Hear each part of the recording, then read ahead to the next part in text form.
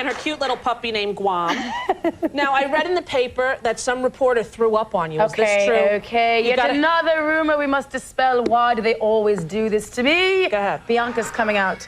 Guam's thirsty. There he is. That was a little drink. Anyway, do you know Bianca? I don't. She's my alter ego, actually. Did you see the Heartbreaker video? Yes, I did. We fight. And she hates me. She's hosting my tour. Oh, actually. really? So we don't know what's going to happen at all. All right, well, don't have a breakdown. Just tell me about the limousine. Okay, darling. What happened was, a reporter was there interviewing me. We were in England, so that spiraled me into Bianca. She also has a similar hairdo to you. Really? Did you see the Heartbreaker video? Yes, I did. Yeah, when you punch her, yeah. Yeah. So anyway, that's another story. Okay. So, in England, this man was doing an interview of me in one of those limos that they have there, which are not like the American kind. They're kind of like Daimlers or Daimlers. I don't know car names, but anyway, they're big. Yeah. So like a Bentley or something? Some kind of big thing where they're sitting across. He was about that far away from me doing this interview. I'm diagonally seated. Okay, my manager Louise is sitting here. So he's really doing a great interview, and then suddenly he gets really hot and sweaty, and he goes, do you guys mind if we open the window? I'm just feeling a little hot. Aren't you hot? And we're like, no.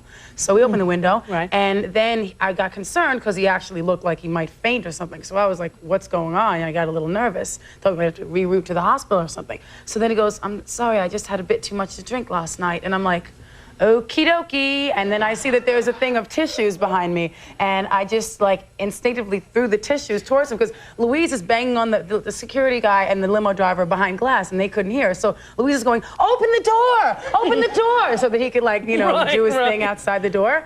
But naturally they didn't open the door. And when I threw the tissues at him, he just caught it and then he just lost it. But it did not get on me. It did not get on my bag or anything. And I was just like trying to be nice because I wanted him to write a nice article about me. And I and I didn't want to, I didn't want to be You were mean. trying not to notice that he threw up. I mean, he was embarrassed, but he did say he had too much to drink, so I'm kind of like, okay. So then he's leaving, and he goes, I was hoping you'd sign these for me. He had my video of Around the World with Mariah and my album Rainbow, and I was like, can we just send them to you? Because really? Kind of close. But then I knew, as soon as then naturally the Sun in London called, and once that happens, it's all over the freaking internet and all over the world, and suddenly becomes carrots and more descriptive, and the story changed. Yeah, what I read, I think, in the papers here was that you cleaned up. He cleaned up. He went all over your shoes. It was so ridiculous. Yeah, I know. He didn't get near me. Trust me, I would have been flipping out because you know I always wear an open-toe shoe. Of course. And you know me, I never do.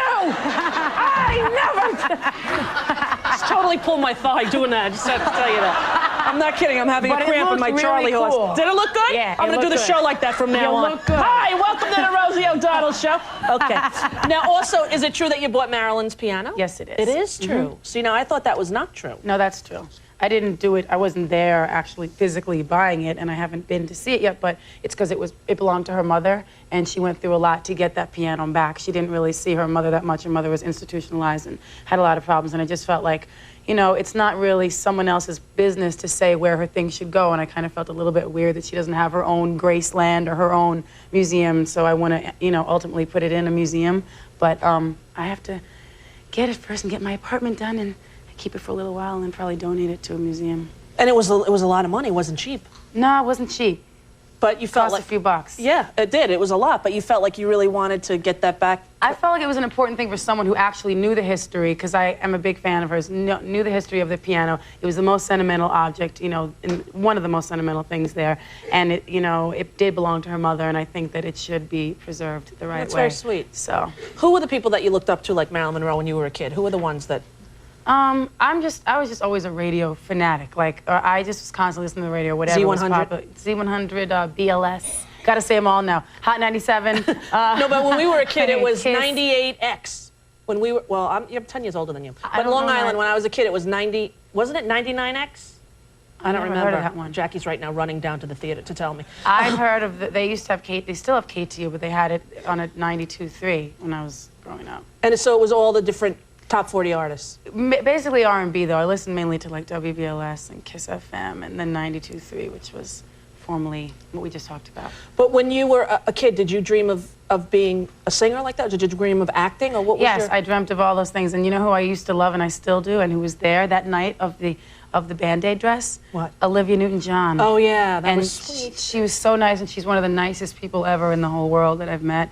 And I dressed up as Sandy from Grease in 5th grade. Really? And they all thought it was crazy. I was the bad Sandy. Really? Not the good Sandy. See, even then I was up to my antics. Yes, you were Sandy at the end of the movie. Right, of course. Yeah, and I was always tough Rizzo.